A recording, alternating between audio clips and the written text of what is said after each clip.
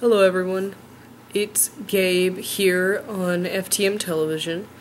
It is week 25, and this week's topic is the Trans Week of Remembrance. Today is Sunday, and that means that today is the Transgender Day of Remembrance.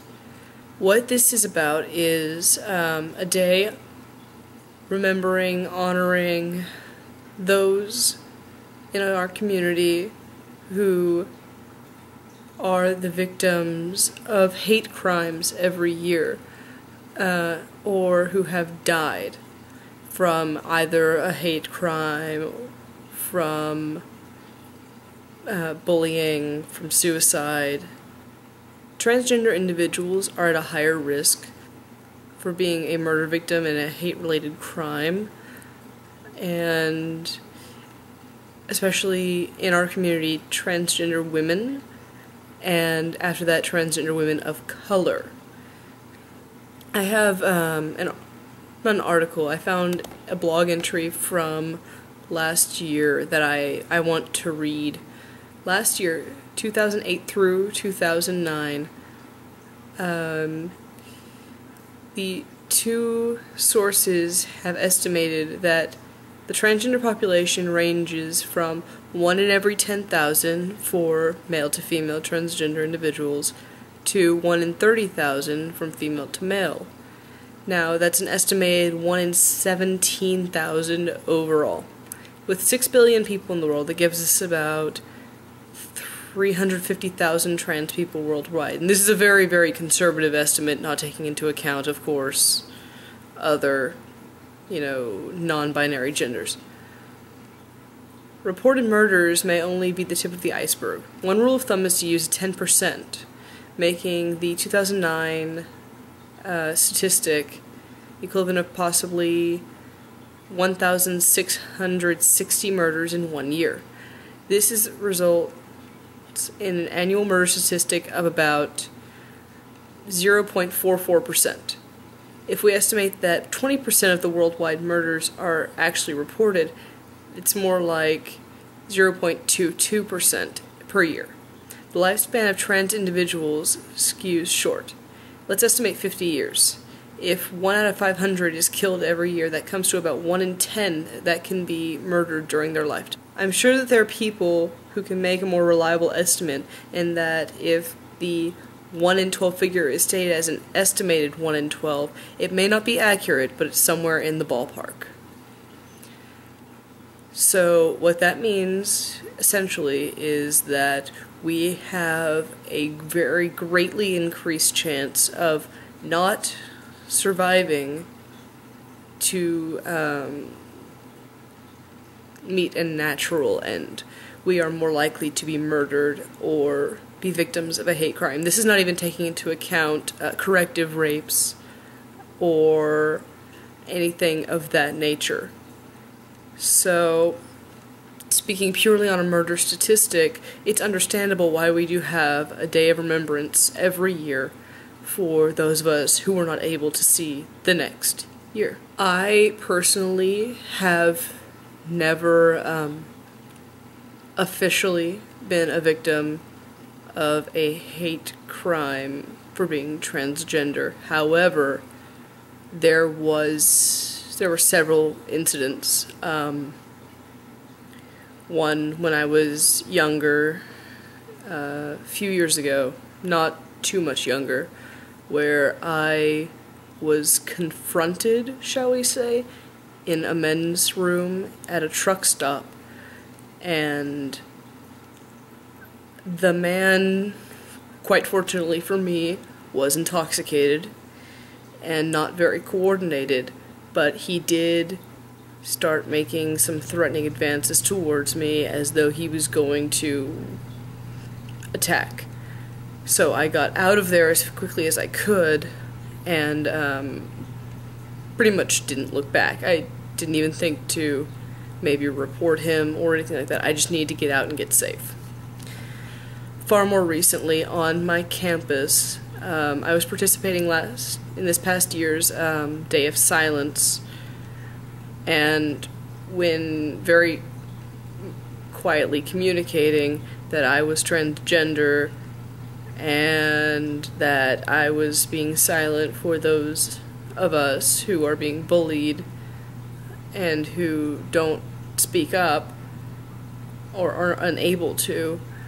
There was a moment where I was being questioned about how I used the restroom, and one of the men, and I'm fairly certain that he did not mean it in a threatening way, but his friends did, whenever they said, "Well, let's just go and find out," indicating that they were going to try to isolate me from everyone else in a restroom with just them to figure out how I used the restroom. I was fearful, even though we were in a public area and it was crowded. For a moment, I was terrified that something was going to happen and I needed to get out of the situation. Luckily, I did have a class to go to, so I was able to get away from the group before anything happened or any more things like that were said. I have decided to talk about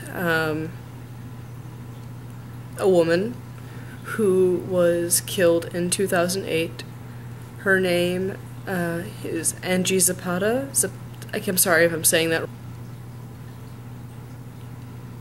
In July 2008, Angie Zapata was beaten to death in Greeley, Colorado, after a man who she was, I would say, somewhat intimate with, discovered that she was transgender. She met this man over a social networking site, and when they decided to meet up, they spent several days together. They did have some consensual sexual contact, and at some point in time, Angie left him in her apartment to go out to run errands, and he found some photographs of her that made him, and I'm quoting here, question her gender. So when she returned, he confronted her, and when asked if she was a man or a woman, replied that she was all woman. He then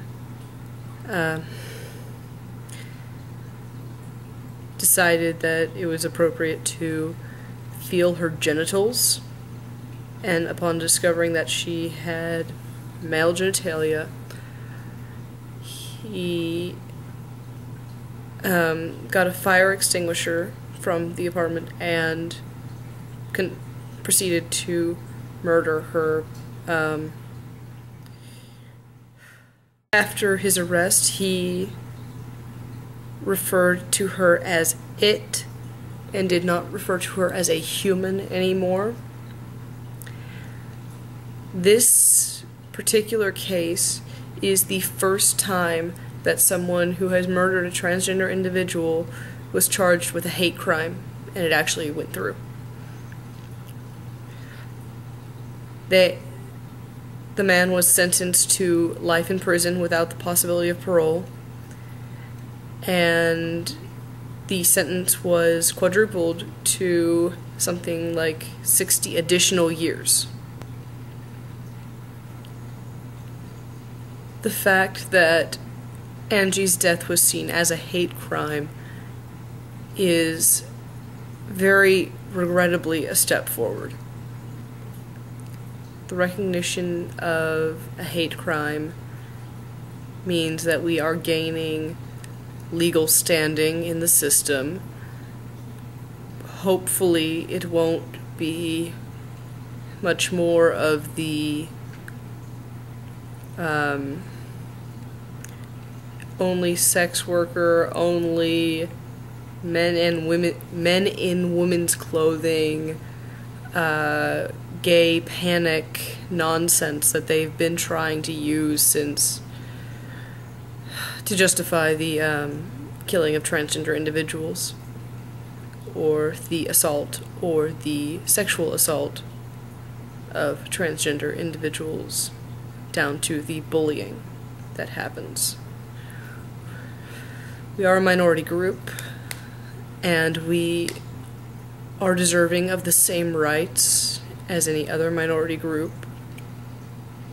It's just highly regrettable that someone so young had to die in order for the legal system to recognize that fact, at least in one case. A lot of the time, I think what could be done to prevent some of these murders, the bullying, the assault, the hatred, would be to educate people about transgender issues. There is a lot more education available now. There are resources that can be used but are not used by schools, by society, because many of us are still viewed in certain areas as freaks, to be quite frank. And if people are unable or unwilling in those areas, particularly, to stand up and try to educate their community, then there is not a great chance that that community will grow and move past this. Now, I'm not saying that education is the only thing that needs to be done. I'm not saying that a lack of us doing things is causing these murders. No. Any murder that happens is not the fault of the victim, it is only the fault of the perpetrator. Any assault, anything, any bullying, any verbal, physical, whatever, any attack whatsoever is the fault of the perpetrator, not the victim. Hopefully, though, with better education, with a societal understanding that we are not freaks, we are normal people like everyone else, that can change. The people will not try to say, I panicked when I found out that it was not what I thought.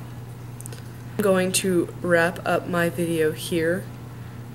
I could say a lot more. I could list so many more names of people who have died in the past year, in the past decade, but I'm not going to do that. This was a difficult video for me to make, and all I want to say in closing is, if you, again, there are many of us who will not survive to live out a natural life. If you're one of those people in danger of becoming a statistic, please find someone to talk to. Together we can make it through this. I'll see you all next week.